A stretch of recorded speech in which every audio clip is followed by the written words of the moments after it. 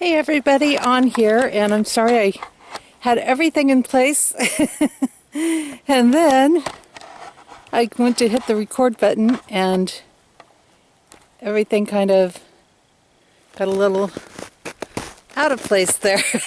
I feel like everything's tilted now. Okay, there we go. Let's try that. Anyways, I'm outside. You can see we have this incredible weather here in Maine, and it's been really light on the snow this year, but we've had some really beautiful sunny days at the same time. I finally have all of my winter gear in now that it is the end of January, so it's actually nice to be outside here today. It's about 20 degrees out here, and just enjoying a little walk in the woods, and I thought, hey, let's get that monthly video cut for you, because I know I don't always get outside, and I feel like, I have to cut my other connecting code videos inside. Wouldn't it be nice just to get some fresh air and get some sunshine and commune with the trees a bit? So here I am. And this month, what I want to talk about is in our codes right now, between the full moon coming up in a couple of days and the new month that's coming in February, we've got a lot of heavy energy that we've been dealing with. And I feel like this has been a challenge for a lot of people. From what I'm noticing, it feels like they have been really struggling. 2020 was a rough year for a lot of people. Not everybody, but a lot of people. And they're looking at 2021 and they're like, man, we're not even through the month yet. And it's feeling like it's never ending. It feels like we're just getting deeper and deeper into garbage in some ways.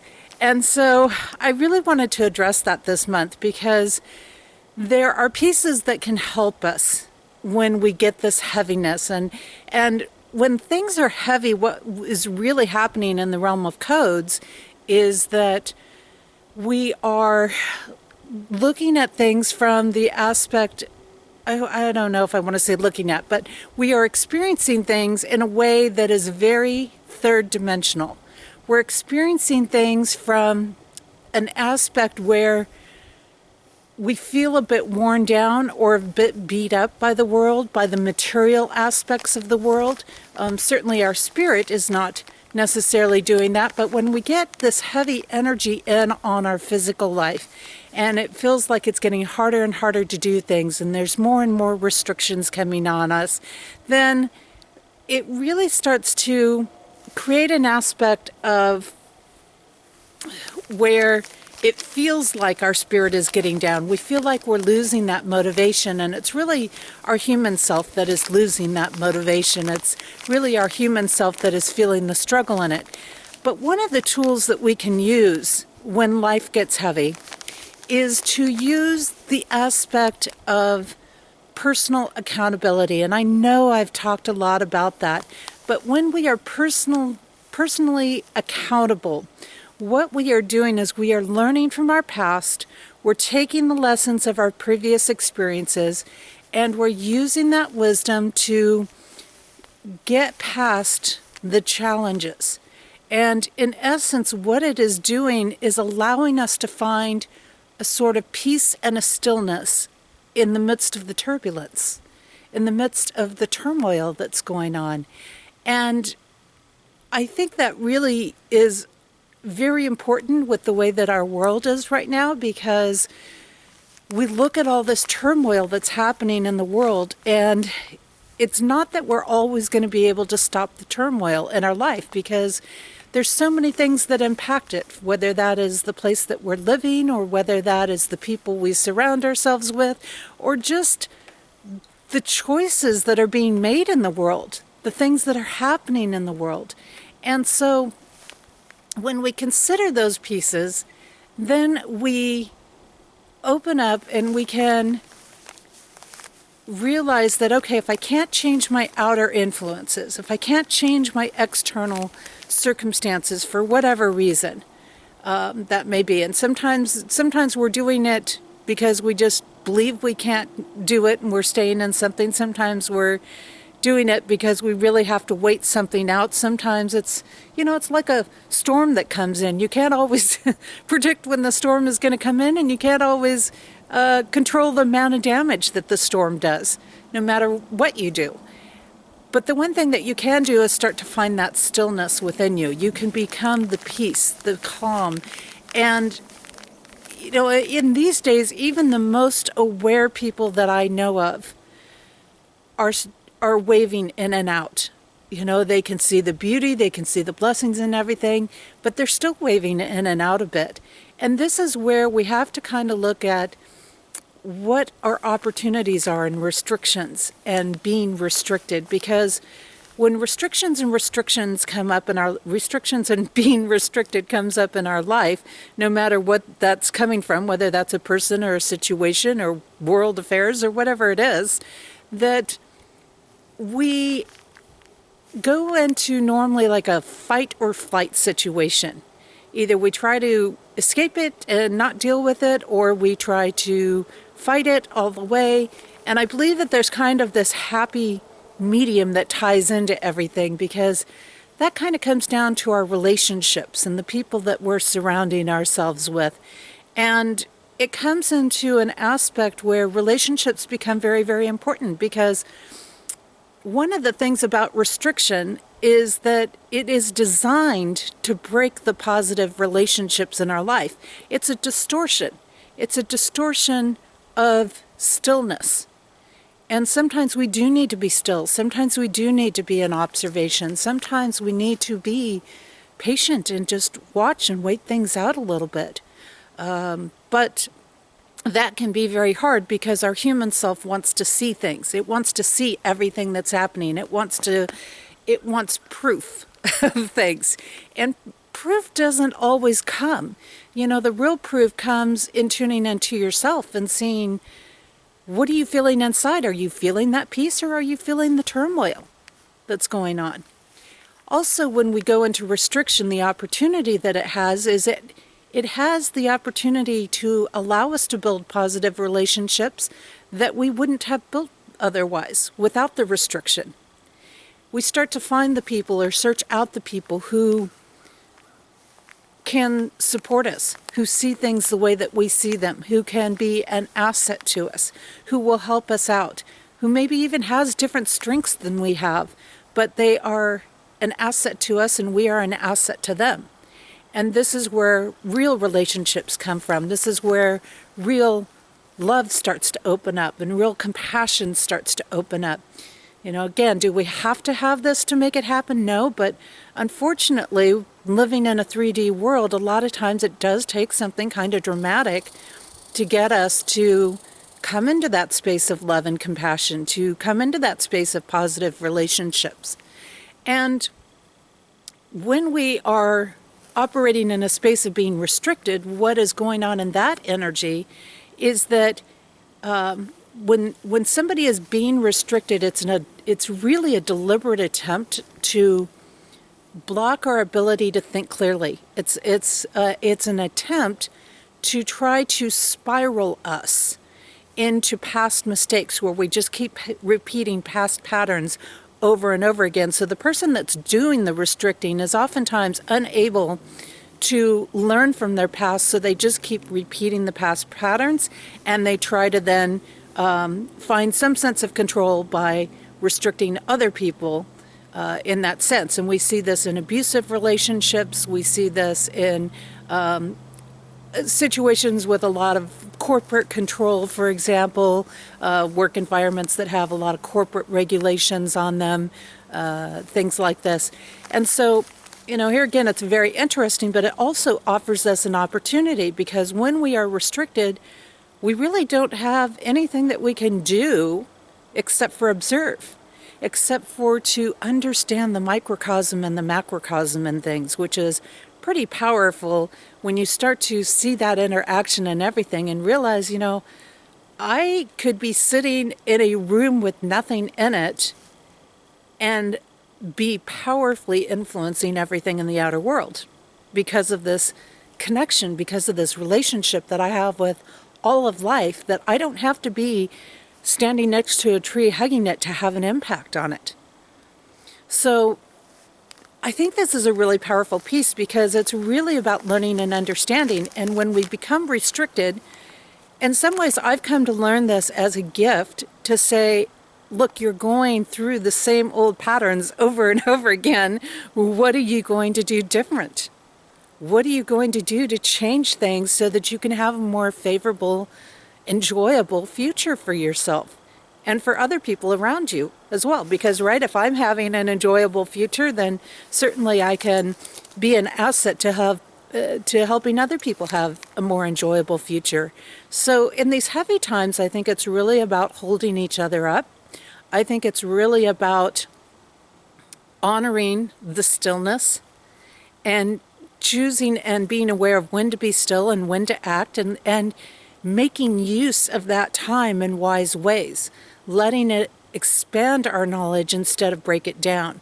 Let it teach us instead of dumb us down in things. And I think this is very, very powerful in things. And there's one other big piece that we have going on right now that can kind of feel real heavy, and that has to do with focusing on preparation, being prepared. And this energy doesn't always feel good because it's like, it's the work. It's the work part of something coming about, right? And this is often where you feel the burdens as if nobody's helping you type of thing. But preparation is about, what can I do for myself? How can I be prepared for whatever direction things go? And I think this also brings up an interesting dynamic for us right now, because so many times we feel like, okay, I can only go one direction, or if I'm preparing for this worst case scenario to happen in life, then I'm feeding into the doom and the gloom. Well, there's a very big difference between being prepared and feeding into the doom and gloom. And I say that because preparation is about putting yourself into a position that you can handle anything that comes up. But your focus can still be on creating something beautiful and wonderful, right? It's kind of like when you take kids to, I don't know, an amusement park or zoo or things like that when they're really, really young, right? So you have all this preparation you have to do to go on a road trip with kids, even if it's a day trip type of thing, right? Let alone a weekend trip or a week-long vacation or something like that. You have all this preparation you can do.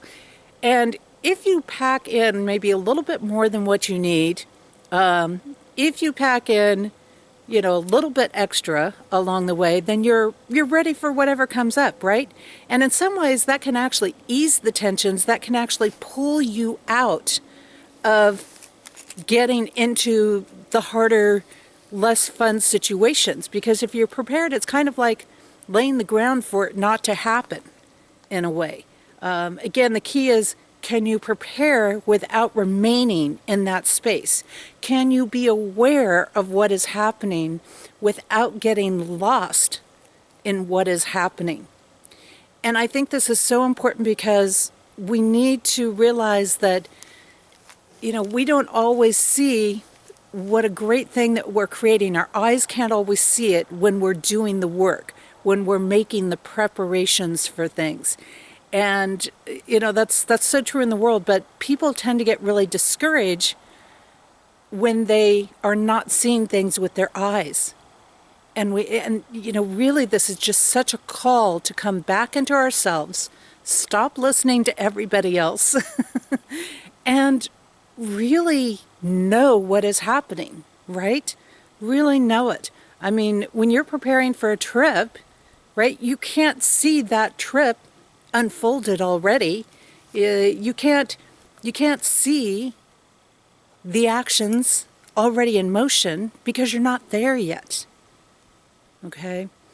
But after you've made the preparations, after you've said, I can't see all of the fun that we're going to have yet with my eyes, but I know it's going to come about.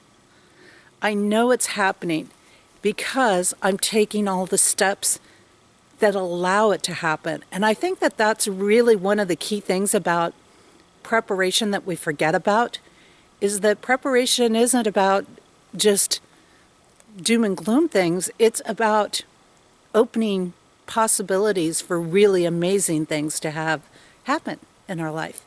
It's about opening opportunities for ourselves. And that's a great thing, right? It's just going back to that trip of traveling with kids. If you're already prepared, you don't have to make maybe as many stops at stores. You can spend that time having fun. You can spend that time on a trail. You can spend that time on an amazing adventure. It's just a thought that I'm putting out there for this month. And I certainly hope that these concepts will help you as we move into February and we go through February. And I want you to just kind of maybe take that time to stop for a minute and think about, oh my gosh, where have I fallen into remaining in the doom and gloom instead of remaining in the possibilities? Where am I being personally accountable for things? And personal accountability, I mean, that's just taking our part in things. That's just really coming into the wisdom of our choices. And there's nothing wrong with admitting it. It's not about, one dimension being better than another dimension. It's not about, oh, I'm living in 5D and you're not living in 5D. And, it's not about all of that. It's about what are you doing with where you're at and what you have. And if you can look back and say, you know what, gosh, yeah, I made a choice to support this in my life, and maybe that wasn't such a great choice because I don't like what I see is coming about from that. So what am I going to do with that? And there's nothing wrong with saying, hey, yeah, I probably shouldn't have supported that. But once you come to that acknowledgement, personal accountability is like, what am I going to do with that? What can I learn from that, and how can I move forward? And how can I shift directions? So that's what I'm posing to you this month. I certainly hope you guys have a great month. I'm hoping that I will be able to continue now that I have all my warm winter gear and to be able to get out into nature and to keep filming in nature, because I think it's such a gift out here, and I think we need to enjoy it as much as we can right now, because if you've been working on the code journey, you know that we have some waves coming through this year, and there's going to be times we can get out and times that we can't get out. And I know for myself, regardless of what's happening in the world, the physical pieces, I haven't been able to get out for too much. It's been very limited, very restricted for me. And now that I have proper gear and some other things, I'm actually able to start doing some good rehabilitation for myself, which I think is going to be great preparation of things. So with that, keep working with the book. Don't forget we have the study sessions going on twice a month at the new moon and the full moon time frames. And for those of you that have been following me, you know that I've been targeted a bit lately by the censorship on things. And so if you need to find me, I'm certainly on some other avenues out there. Just message me, email me. I'll get you the other channels that are available out there. So in the meantime, take care, everybody, and I'll see you next month.